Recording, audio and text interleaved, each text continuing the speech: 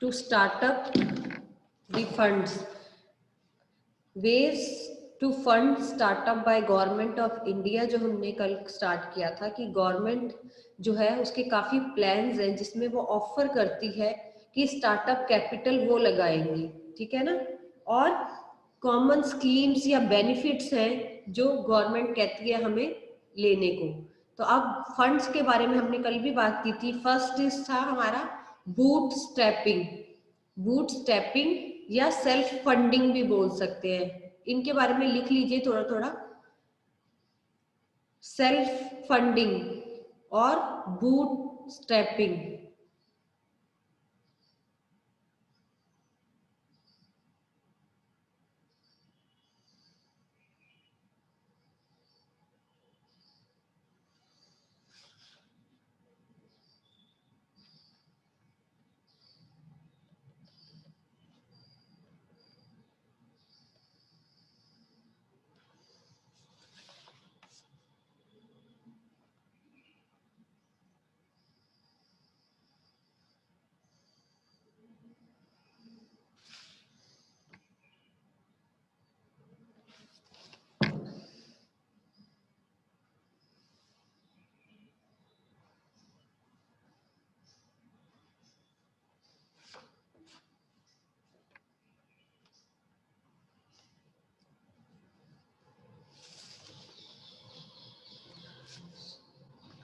तो हम इसकी बात कर रहे थे।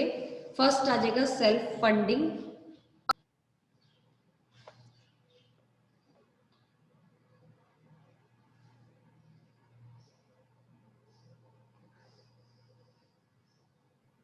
To start a business, self-funding is a best option. To start a business,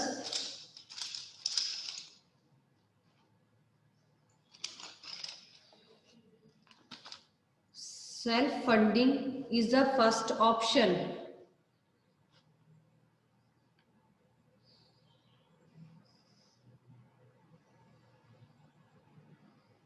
Or on later stage, investor may get attracted. Investor may get attracted.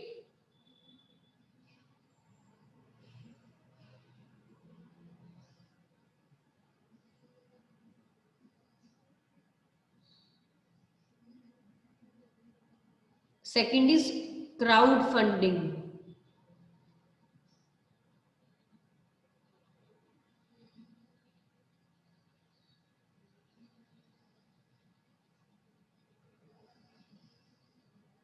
It is a method of pooling of resources. It is a method of pooling of resources by a group of people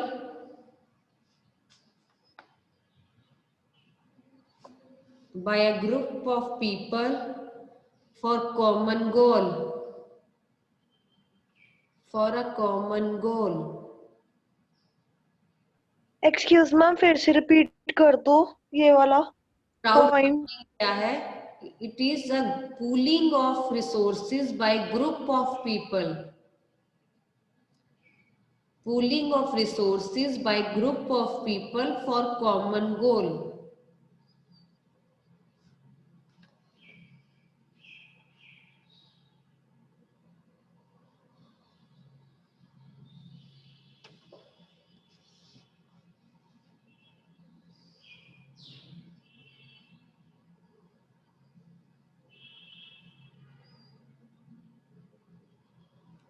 इसी में आगे लिखिए, an entrepreneur will put an detailed description. An entrepreneur will put up a detailed description of his business. Detailed description of his business on overfunding platform. Overfunding platform.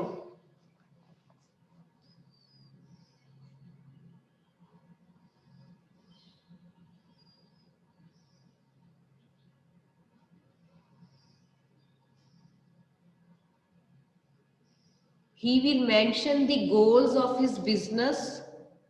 He will mention the goals of his business, plans for profit, plans for profit, and how much funding he needs.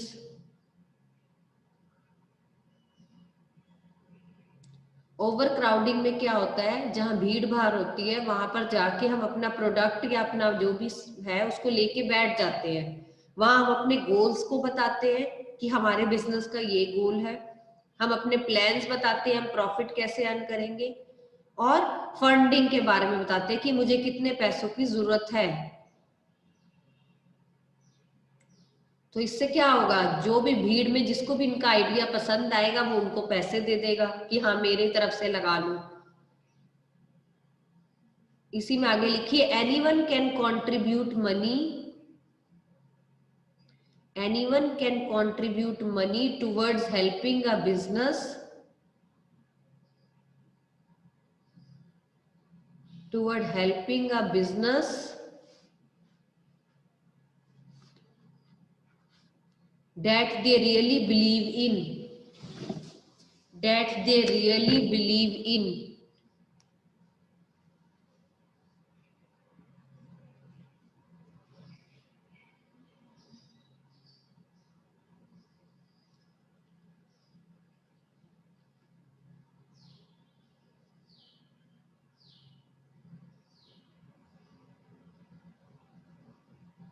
that they really believe in means, देखो ये नहीं है कि वहां सिर्फ एक ही person लगा के बैठा होगा, वहां बहुत सारे पर्सन लगा के बैठे होंगे। डिपेंड करता है कि आपको किसका पसंद आता है, ठीक है ना। जो आपको जिसका पसंद आएगा वहां पर अपना लगा सकते हैं फंड्स। थर्ड आ जाएगा एंजल इन्वेस्टमेंट।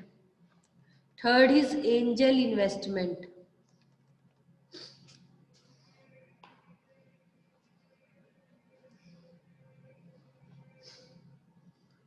एंजल इन्वेस्टर्स वो इन्वेस्टर्स होते हैं, वो लोग जिनके पास एक्स्ट्रा कैश है और वो चाहते हैं कि चलो किसी ने कुछ स्टार्टअप करना है तो मैं पैसा लगा दूंगा, ठीक है ना।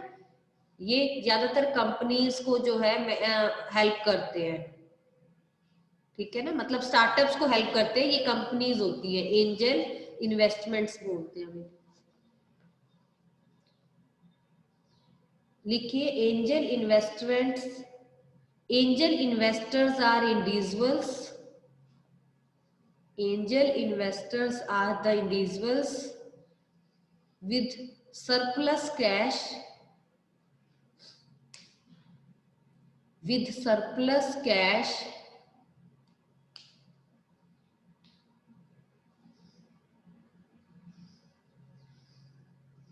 and have keen interest, and have keen interest to invest in upcoming startups,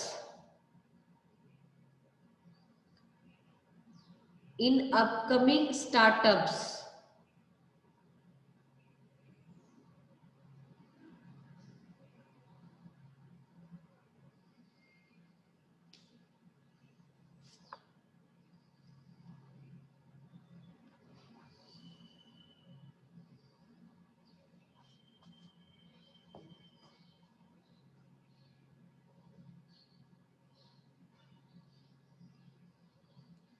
और ये क्या करते हैं, ये मेंटरिंग भी करते हैं, एडवाइस भी देते हैं। मेंटर का काम होता है ना, तो ये पैसा तो लगाते हैं, साथ में कहते हैं कि हम एडवाइस भी देंगे आपको, मेंटर भी करेंगे।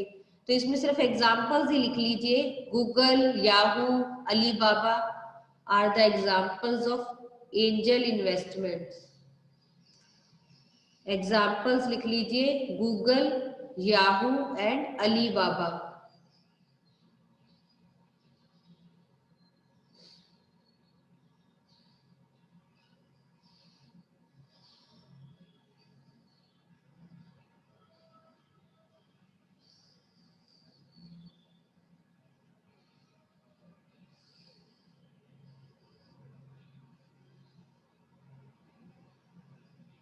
नेक्स्ट आ जाएगा वेंचर कैपिटल। वेंचर कैपिटल ये मैंने कल भी बताया था। वेंचर कैपिटल्स जो होते हैं, किसी में इन्वेस्ट वाली बात आ जाती है, तो लिखिए venture capitals are professionally managed. Venture capital are professionally manage funds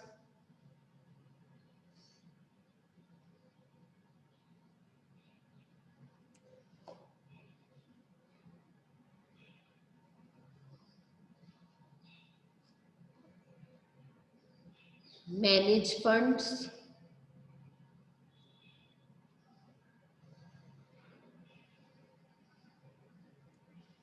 which are invested in companies, which are invested in companies having huge potential.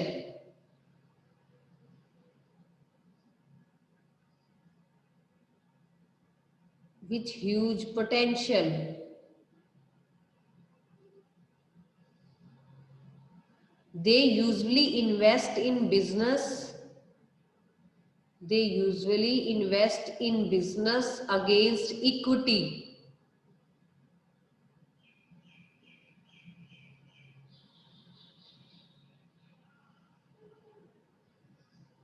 They usually invest in the business against equity. Means जैसे equity shares हम invest करते हैं, वैसे ही उनके against ventures में invest करते हैं। Means मेरी कंपनी के बाद बहुत सारा पोटेंशियल है, टेक्निकली चीजें बहुत है, तो मैं किसी कंपनी को इन्वेस्ट कर ही देते हैं हम लोग, ठीक है ना। हमें क्या लेना, उनसे 30% 40% पैसा ले लेंगे, आधा होगा तो, ठीक है ना। वेंचर कर दिया हमने, इन्वेस्टमेंट कर दी, तो ऐसा कर देते हैं।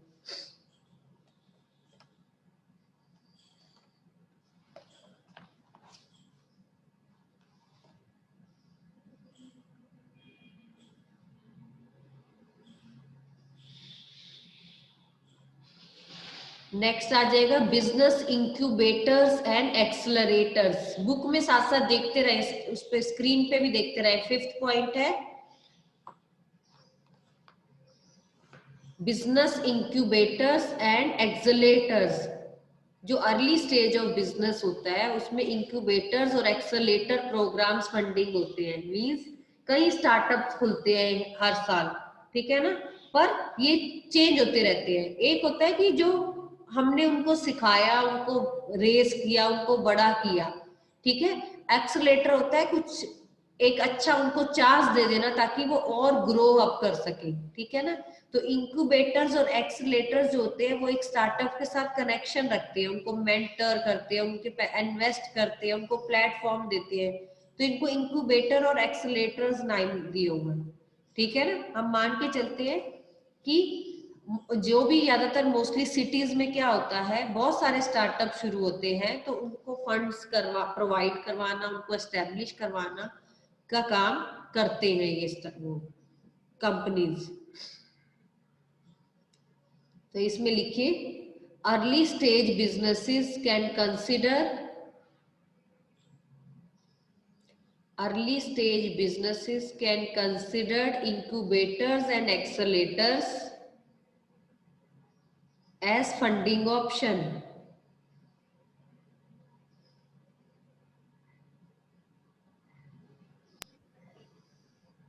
मैम फिर से रिपीट करना एक बार। अर्ली स्टेज बिजनेस, ये एनसीईआरटी में फर्स्ट लाइन भी गिवन है, अगर थोड़ा थोड़ा वहां से भी देखते रहे। Early stage businesses can consider incubators and accelerators programs as funding option.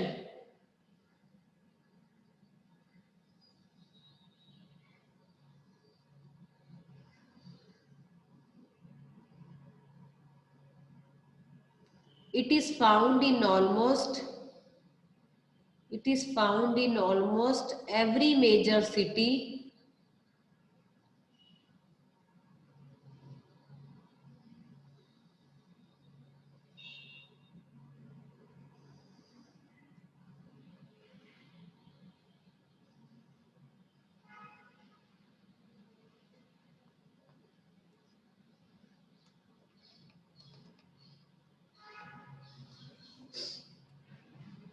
It is found in almost every major city. These programs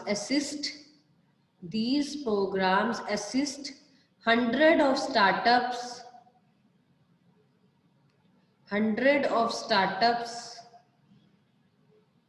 business every year.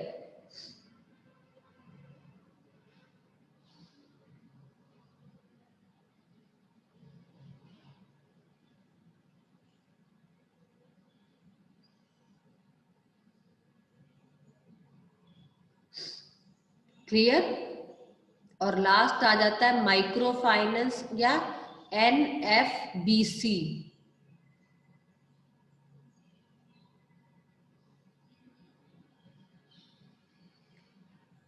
Micro finance हो जाता है, ये छोटी छोटी कंपनीज को फाइनेंस करते हैं, छोटे छोटे स्टार्टअप जो स्टार्ट करते हैं जिनको बैंक लोन नहीं देता, ठीक है ना, उनको ये लोन्स प्रोवाइड करवाते हैं।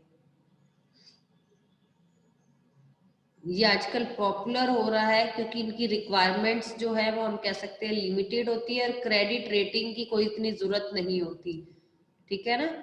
एनएफबीसी, ये एनएफबीसी की बजाय ना एनबीएफसी होना चाहिए था, नॉन बैंकिंग फाइनेंशियल कॉर्पोरेशन। ये थोड़ा गलत दिया हुआ है, एन के बाद बी पहले होना चाहिए था, फिर एफसी होना चाहिए था। नोटबुक में लिखते वक्त ध्यान देना, एनएफबीसी नहीं करना, एनबीएफसी करना इसको, non financial non banking financial companies.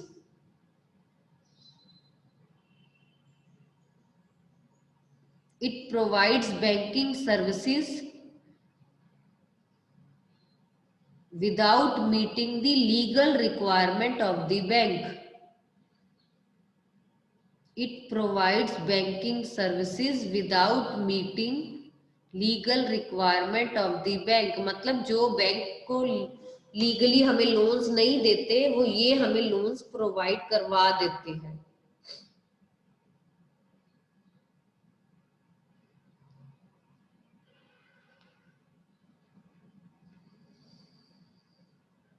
Clear? 6 के 6 points. Any doubt? Yes? No ma'am.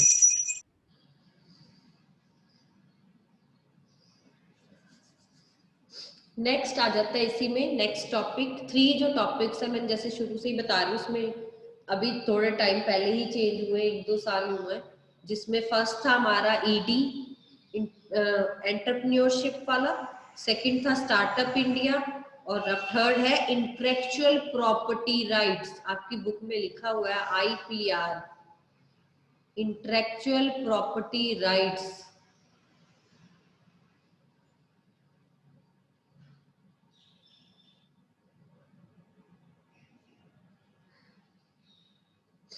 Intellectual property rights का मतलब क्या है? एक सीधी सी बात है, आपकी कोई भी चीज है, आपकी कोई भी इन्वेंशन, आपका कोई भी ट्रेडमार्क है, कोई डिजाइन है, ठीक है, आप जब उसको एक अपना मतलब कॉमन लैंग्वेज में हम कहेंगे अपना ठप्पा लगवा लेते हो, हम कह सकते हैं, तो वो इंटेलेक्चुअल प्रॉपर्टी राइट्स बन जाता है, ठीक है ना। मैंने कोई ऐसे कोई सिंबल बनाया है और मैं चाहती हूँ वो सिंबल मैं ही यूज करूँ, मेरा ही प्रोडक्ट पे यूज हो, वो कोई और यूज नहीं कर सकता। कोई इमेज है, कोई नेम है, कोई सिंबल है, ठीक है ना, means products of human mind है, मतलब एक ने बंदे ने सेट किया है, अगर वो उसकी मर्जी है, वो आगे उसको रेंट पे देना चाहता है, उसको सेल करना चाहता है, किसी और को भी देना चाहता है, फ्री में भी दे सकता है, उससे उनके लिए पैसे भी ले सकता है, वो उसकी मर्जी है। मगर पर जब एक राइट आ जाता है, एक क्रिएशन माइंड में आ जाती है, फिर आप उसको कोई नाम दे देते हो, तो फिर उसको कोई आपका यूटिलाइज नहीं कर सकता। आपको उसको एक तरह का सिस्टम के अकॉर्डिंग उसको अपने नाम करवाना पड़ता है, ठीक है ना। जो भी new ventures, no innovations, creativity आजकल लोग करते हैं, उसको आपने प्रोटेक्ट करवाना पड़ता है, ठीक है ना, क्योंकि आपको पता है मार्केट में कंपटीशन बहुत है, तो कंपटीशन है, तो आपको पता है कभी भी आपके जो कॉम्पिटिटर्स है वो आपका नेम, आपके सिंबल, आपकी टैग लाइन कुछ भी चुरा सकते हैं कभी भी, ठीक है ना। तो क्यों ना पहले ही उसको हम एक राइट्स के अकॉर्डिंग प्रोटेक्ट करवा लें, ठीक है ना। तो इंटेलेक्चुअल प्रॉपर्टी जो है उसमें 3 चीजें मेनली इंक्लूड होती है, copyrights, patents and trademarks. Copyrights जो होती है वो वर्क होता है किसी भी रिलेटेड कॉपी होल्डर का, ठीक है ना। मैंने अपनी कॉपी राइट्स अगर किसी को देनी है काम करने के लिए, उसको मॉडिफाई करने के लिए, डिस्प्ले करने के लिए, तो वो मेरे पहले परमिशन लेनी पड़ेगी। पेटेंट्स आपने सुना होगा, पेटेंट्स होते हैं एक मोनोपोली हो जाना सेलिंग करने के लिए, ठीक है। कोई एक चीज आपने स्पेशल मेथड बनाया है, मान लो मैंने मेथड कोई बनाया, ये मशीन ऐसे चलेगी, अभी तक किसी ने नहीं बनाया, तो मैं उसको प्रोटेक्ट करवा सकती हूँ अपने पेटेंट को, तो वो कोई और यूज नहीं कर पाएगा। ऐसे ट्रेडमार्क्स होते हैं, ट्रेडमार्क्स होते हैं कुछ वर्ड्स या सिंबल्स होते हैं, जैसे नाइकी का साइन है, ठीक है, एडिडास का साइन है, आपने देखा है उनका जो साइन है वो कोई और नहीं ले सकता। अगर कोई डुप्लीकेट बनाने की कोशिश भी करता है तो वो सेम नहीं ले सकता। जैसे हमने पहले कंपनी में भी पढ़ा था कि कंपनी में जो नेम है वो सिमिलर नहीं होना चाहिए, सेम ही चीज है। जो आपके ट्रेडमार्क है वो आपके प्रोडक्ट को दूसरे के प्रोडक्ट से आइडेंटिफाई करवाते हैं, ठीक है ना। मैं नाइकी के शूज भी खरीदती हूँ, मैं एडिडास के भी खरीदती हूँ, पर मुझे डिफरेंस पता चल जाता है ना देखने से ही, क्योंकि उस पर कुछ सिंबल, कुछ साइन बना हुआ है, कुछ ऐसा लिखा हुआ है जिससे मुझे पता चल जाता है कि नहीं ये नाइकी के है। किसी बच्चे को भी दोगे वो भी पहचान जाता है, वो हमारा ट्रेडमार्क की तरह होता है। तो ट्रेडमार्क एक लीगल प्रोटेक्शन दे देता है हमारे प्रोडक्ट को, ताकि कोई और उसे यूज ना कर पाए। तो इसी तरह जैसे यहाँ पैराग्राफ आप देख रहे होगे, हिंदी हिस्ट्री ऐसा कुछ लिखा हुआ है, वो कहते हैं एक हिस्ट्री में एक बैटल हुई थी हल्दी घाटी की, जिसमें जो हमारे राजस्थान के मेवाड़ थे और मुगल एम्परर अकबर थे, इन दोनों में हुई थी, ठीक है ना। वो कहते हैं एक हल्दी के पीछे और भी लड़ाई हुई थी, ये तो हल्दी घाटी में हुई थी, तो इसलिए इसका थोड़ा सा वो मजाक बना के लिया गया कि जो हल्दी है, टर्मरिक है, हम हल्दी हर घर में हरियाणा यहाँ हमारे इंडिया में यूज होती है ना। तो पीछे क्या हुआ, कुछ यूनिवर्सिटी ऑफ मिसिसिपी ने कहा कि ये तो हमने प्रोड्यूस करी है, ये ना हीलिंग प्रॉपर्टीज में अच्छी है। तो इंडिया वालों ने, गवर्नमेंट ऑफ इंडिया ने इसको अपोज किया, उन्होंने कहा ये तो हम तो मतलब कह सकते हैं हजारों सालों लाखों साल पुरानी बात है, ये तो हमारे लिए, हम तो कब से इसको यूज कर रहे हैं, ठीक है ना, हमारे तो यहाँ पर यूज होती है। तो उन्होंने कहा कि ये आपकी बनाई हुई नहीं है, ये तो हमारे तो हजारों सालों पुरानी चीज है ये हल्दी, हम इसको, हमारे तो घरों में यूज होती है और हीलिंग का भी काम करती है, आपने देखा होगा चोट लग जाती है हम हल्दी लगा देते हैं। तो इसमें क्या हुआ था, ये एक लड़ाई भी हुई थी। तो वही है ना कि ये हमारी चीज है, अब कोई और उसे कहे कि ये हमने बनाई है और हमारी हो गई, तो ये नहीं है। तो इंटेलेक्चुअल प्रॉपर्टी पे ये एग्जांपल देके आपको बताया गया। तो लिखिए इंटेलेक्चुअल प्रॉपर्टीज है क्या, इसको हमने 2 कैटेगरीज में डिवाइड किया है एक तरह की। पहले इसका मीनिंग लिख लेते हैं हम, सच लिख लीजिए, intellectual property system can be critical in helping, छोटा सा टॉपिक है, इसमें इतना कुछ दिया नहीं हुआ, बस थोड़ा मीनिंग सा हमें अच्छी तरह पता हो। Can be critical in helping new ventures transform their innovations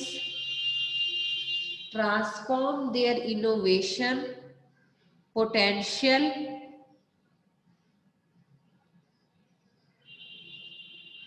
and creativity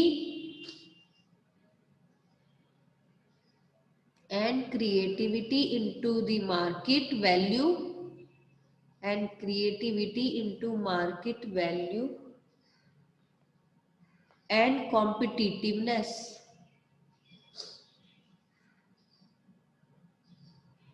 and competitiveness.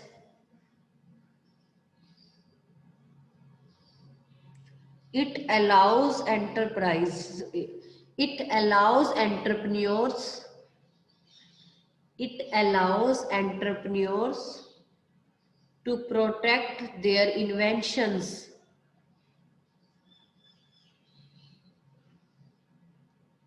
to protect their inventions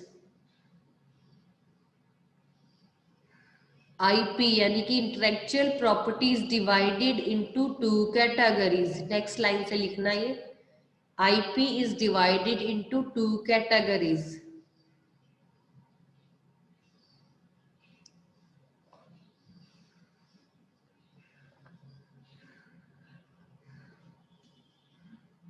first is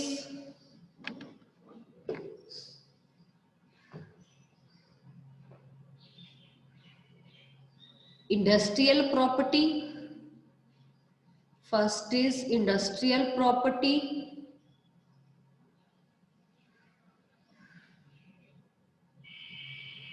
which इसी में लिखिए which include, इंडस्ट्रियल प्रॉपर्टी में क्या क्या इंक्लूड होगा, पेटेंट्स, ट्रेडमार्क्स, डिजाइन्स, और सेकंड आ जाएगा, पहला इंडस्ट्रियल प्रॉपर्टी था, सेकंड आ जाएगा कॉपीराइट्स। कॉपीराइट्स में क्या क्या आ जाएगा, लिटरेरी एंड आर्टिस्टिक वर्क, कुछ लिखा हुआ हो मतलब बुक्स वगैरह, या कोई पेंटिंग्स आर्टिस्टिक वर्क हो, कुछ भी हो सकता है उसमें आर्टिस्टिक वर्क में।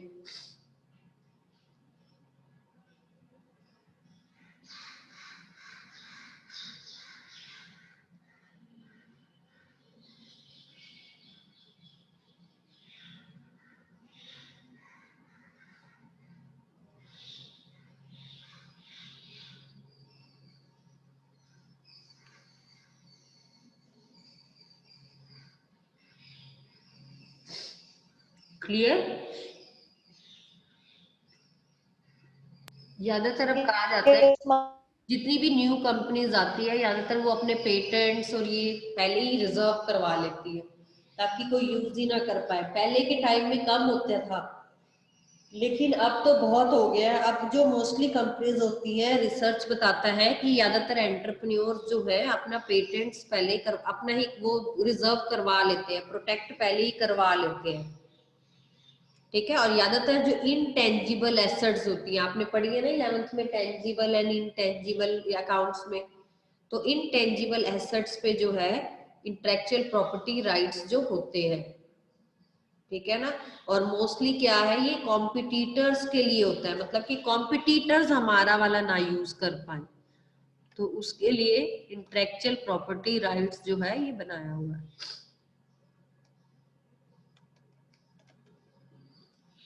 बहुत सारे हमारे पास एग्जाम्पल है, आप कोई भी प्रोडक्ट उठा लीजिए सबका अलग अलग हो जाए, चाहे सॉप्स में उठा लीजिए चाहे कोल्ड ड्रिंक्स में उठा लीजिए, तो काफी हमारे पास ब्रांडेड है जो कहते हैं हमें एक दूसरे से बिल्कुल डिफरेंस है, अलग है मतलब, ठीक है ना। इसमें हमारे पास टाइप्स दी हुई है, कॉपीराइट्स की इतनी डिटेल दी हुई है, नो नीड, हमें इतनी नीड नहीं है, इसमें टॉपिक हमारा इतना नहीं है, छोटा सा टॉपिक है इंटेलेक्चुअल प्रॉपर्टी के बारे में हमें पता हो। ये देखिए आपके एनसीईआरटी में काफी डिटेल इसके बारे में दी हुई है, ठीक है, जो कि हमें इतनी डिटेल में इसको करने का टॉपिक को जरूरत नहीं है, ये एंड तक सारा इसी पे टॉपिक है।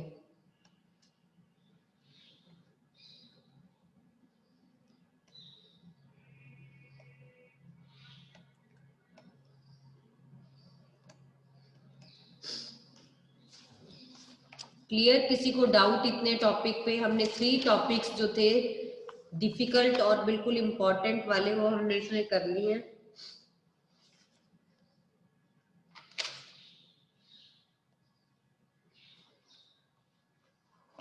इससे रिलेटेड जो क्वेश्चंस आते हैं वैसे बिल्कुल सिंपल सिंपल ही आते हैं क्योंकि ये नए टॉपिक्स ऐड हुए हैं, इसमें कुछ इतना वो नहीं है। बस इसमें ये आ सकते हैं कि इंटेलेक्चुअल प्रॉपर्टी में क्या क्या इंक्लूड है, जैसे अभी हमने बताया इंडस्ट्रियल प्रॉपर्टी, कॉपीराइट्स, ठीक है। फिर आपको पता होना चाहिए कॉपीराइट्स, पेटेंट्स या ट्रेडमार्क्स क्या होते हैं।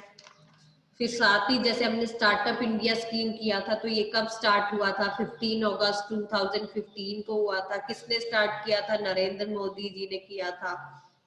फिर अगर स्कीम्स से रिलेटेड आए कि क्या क्या हमें स्कीम्स बताइए, इंस्पेक्शन नहीं होगी, रजिस्ट्रेशन नहीं होगा, ठीक है ना।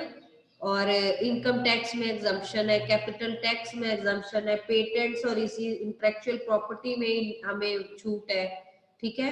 और फंडिंग हमने जैसे बताई थी 10,000 करोड़ तक है। तो ये छोटे छोटे क्वेश्चन हैं जो आपको पता हो।